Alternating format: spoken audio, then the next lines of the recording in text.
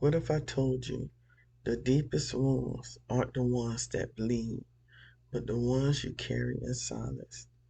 Every time you're ignored, overlooked, or treated like you don't belong. They told me to leave my baggage at the door, but discrimination handed me a whole matching luggage set and said, "Good luck with that. Be right back."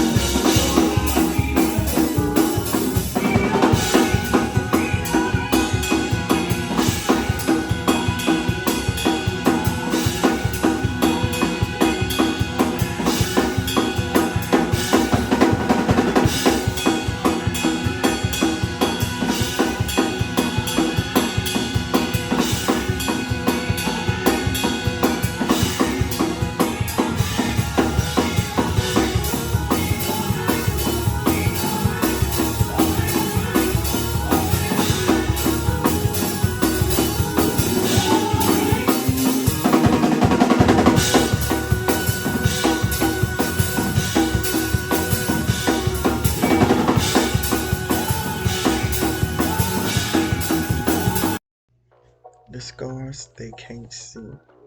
Living with discrimination trauma. Welcome to the Unorganized Chaos Network. I am the evangelist of entertainment. Thank you so much for liking, sharing, subscribing, and turn on that notification button. I really appreciate you. The scars they can't see. Living with discrimination trauma, or trauma from discrimination. This is a true story for me. Under the strength it took to survive what others will never understand. My scars are not shame. They are proof that I am still here, still healing, and still rising. Now, let me share a scripture with you that I meditate on often. You go to your Bibles. You will find these words in Psalms 34 and 18. The Lord is close to the brokenhearted.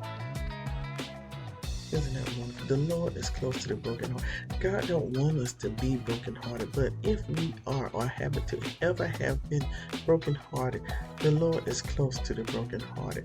Now, I personally believe that God is everywhere, evenly present. There's nowhere we can go that God is not. But the Lord is close to the brokenhearted speaks to me is saying that we can feel the closest more. We are more in alignment and in tune with His closeness because we are brokenhearted. The Lord is close to the brokenhearted and saves those who are crushed in spirit. When your spirit is crushed, sometimes it feels like nothing matters. Sometimes you deal with SI. But this verse speaks directly to the invisible pain of discrimination and affirms that God sees what others overlook. There's this book I want to recommend. I have a book recommendation. It's called The Racial Healing Handbook. Practical activities to help you navigate racial trauma. And it's by Annalise A. Seen and Clint Smith. The book, it gives you concrete tools to process both daily microaggressions and deeper historical wounds.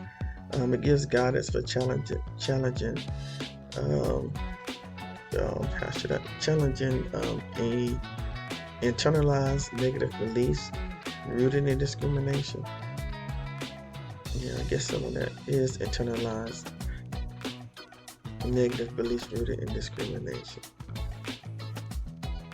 Yeah, it's bad when you are discriminated against and you internalize that.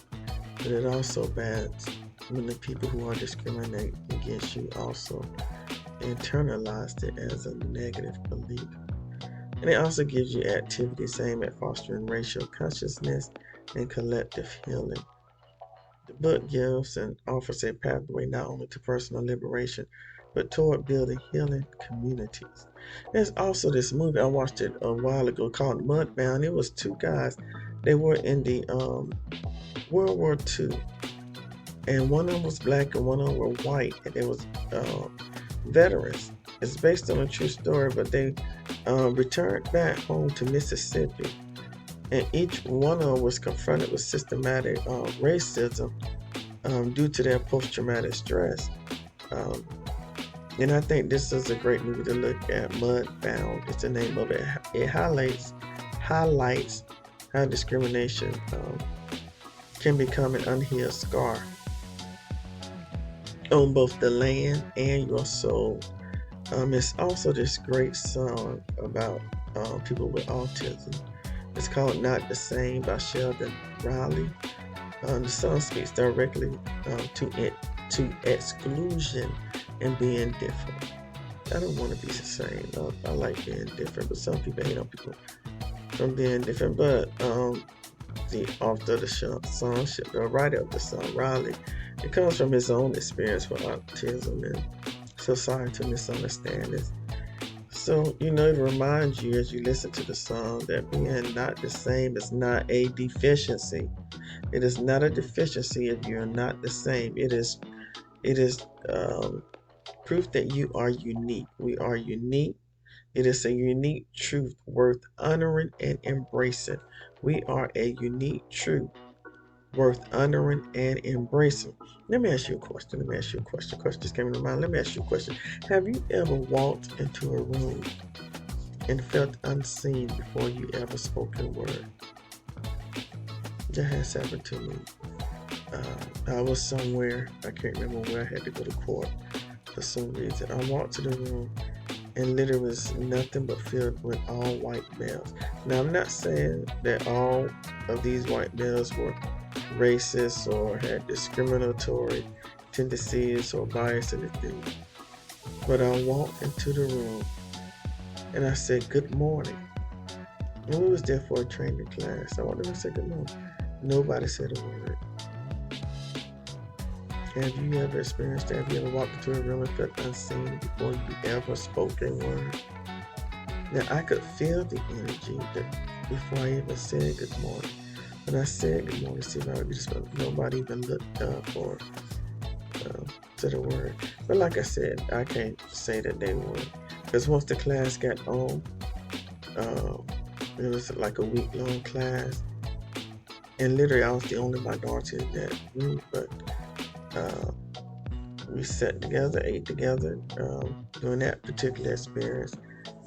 From what I recall right now, I don't experience anything directly said to me, or I didn't feel anything discriminatory in that situation. But when I walked into the room, I did feel unseen before I even said good morning. Have you ever smiled through pain so heavy it could crack the concrete? True story. I've done that. Have you ever been told you were too sensitive, too angry, or too much just for being you? Just for being you. Being a female in the law enforcement career field, I'm sure, or I wouldn't be surprised if I had a sister, a law enforcement sister, to agree with me that they have been told that they are too sensitive, or they get too angry, or they are too much, when all you're trying to do is just be enough. I just want to be enough, just for you to honor and respect me in my chosen career field. So if you answer yes to any of that, then this message is for you. It's written and spoken based off of my own personal experience and experiences of others. But I'm not here to talk about paper cuts or about bruises that you can put a bandage on. I'm here to talk about those scars that we cannot see. The ones buried under our armor, under our police vest. The ones stitched into our silence, when we have to be quiet just to, in fear of losing our jobs. It's a definite silence. The ones that didn't come from falling, but from being pushed. Discrimination is not just a headline or a hashtag. Discrimination isn't just a policy or a protest. It's personal. Discrimination is personal. It walks into your life wearing a smile or a badge or a suit. And sometimes it sounds so polite. And sometimes it's loud and violent. I was about to say ignorant. I don't know what you'll call it, or if you agree with me if I would say it. Was I had a white male tell me before that his dad calls black people the N-word all the time. But his dad would do anything in the world to help a N-word. Now tell me if I'm right or if I'm right that I feel that there's an issue, there's a problem with that. Just let me know. So sometimes discrimination can sound so polite, and sometimes it can be loud and violent. And every time discrimination shows up, it leaves a mark. Now some folks will say, just let it go. Yeah, I've had people that look like me say, hey, let it go. Or some people have said, hey, it's all in your head. You didn't hear it that way. They didn't mean it that way. Or stop playing the victim. But let me speak some truth to your spirit. Discrimination is trauma. Discrimination is trauma. Discrimination is trauma. And it's not just when it's obvious, but again and again when it whispers and walls and quiet exclusions, it wears you down. It makes you question your worth, your place, your right to breathe. It makes you question your right to be easy in your own body. And then the world has the nerve to ask, why are you so tired? I'm tired of discrimination. I'm tired of stigmatism. I'm tired of stereotypes. I'm tired of walking into the room and not being seen. This is for me being myself. We're tired because we've been carrying more than our share for far too long. So I just want to say something. Let me say something. If you don't mind me say something.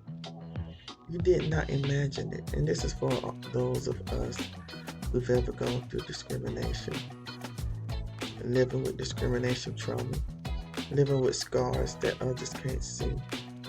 But let me tell you something. You did not imagine your traumatic discrimination experience. You are not overreacting over your traumatic discrimination experience. You are not broken over your traumatic discrimination experience. You are responding to something real. The hurt is real. The exhaustion is real. The scars are real. And even if they can't see them, even if they refuse, even if they try to make you doubt your own memory, your own story, guess what? God saw it. God saw it. And so do I. And so do you. You don't need permission to hurt, and you sure don't need approval to heal. You don't need to carry shame for someone else's ignorance. They were ignorant. You don't have to be shamed because you went through a traumatic discriminatory experience. They should be ashamed of themselves for their ignorance. Now, if they're willing to come out of their ignorance and apologize and move forward and to learn, give grace. We all need grace. I'm not perfect. I'm not expecting everybody else to be perfect. But I do have the right to tell my story of my traumatic discriminatory experience. Now here's the part that most people never expect. Some of them expect us to stay broken, to stay small, to stay in your little corner, to stay afraid. But here's the truth. Every scar is a survival story. Every scar is a survival story. Every wound that healed, even if it didn't heal correctly, even if it healed crooked, it's a testament to your power. Every wound you've ever had is a testament to your power. You're still here. You are not created to shrink. Shine, don't shrink. You are not made to blend in. You are called to stand, to shine, to speak, to live free as you are. So let people wonder how you made it or how you making it. Let them whisper about how you still smile, still laugh, and still show up. Because strength is not loud. You don't have to be loud just to prove that you're strong. Sometimes strength is just breathing without apology. Just showing up and breathing and saying, hey, I'm still here. You tried to break me, I'm still here. And sometimes strength says, hey, I'm not going to tolerate this anymore. Sometimes strength is just simply getting up one more day, one more time, with everything in you and say, I'm not quitting. You know, healing is not a straight line. You have your days. It's a rhythm. Some days you may dance. Some days we may crawl. But every day you show up for yourself is a victory. So how do we begin to heal? First, I think we should all tell the truth. And we tell the truth by naming what hurt us. And we say it loud. Because silence protects systems. Silence protects systems. Silence protects systems. We're not trying to protect systems anymore. We're trying to protect our souls. We're going to protect our souls. And find your people. You can't do this alone. You know, I talk to Jesus on Sundays, my therapist on Mondays, and have a group of people, group therapy. I meet with other, I talk about people in group therapy, but I meet with other people who may have had similar experiences and stuff like that. So find your people, find your tribe that'll help you go through your traumatic discriminatory experience. You can't see their scars, they can't see your scars. But sharing is caring, and being there for each other and with each other just lets you know that healing does not happen alone. Find your circle, find you a good counselor, and a community that knows how to hold your truth without trying to fix it. I don't need you to fix my traumatic discriminatory experience. I just need you to hold space for me. Just hold space for me. Just sit here with me. Listen to me. And most importantly, get some rest. I'm not talking about just sleep. I'm talking about some real rest. The kind where you stop performing. Most of our time, we're out with the public, we're performing. Our representatives are showing up for us because we want to hide behind the traumatic discriminatory experiences that we're living with. We don't want people to see our hip scars. So we need to stop performing and start belonging. Our worth is not based on how much we can endure. We remember who we are. I am an African American lesbian woman, and I'm proud of who I am. I'm not just a survivor. I'm a creator. I'm a light bearer, a truth teller, a fire starter. I am living proof that they didn't break me. And don't let them break you either. So now what do we do with these scars they can't see? We wear them with honor. We let them speak, not to our weakness, but to our strength. Our scars speak to our strength.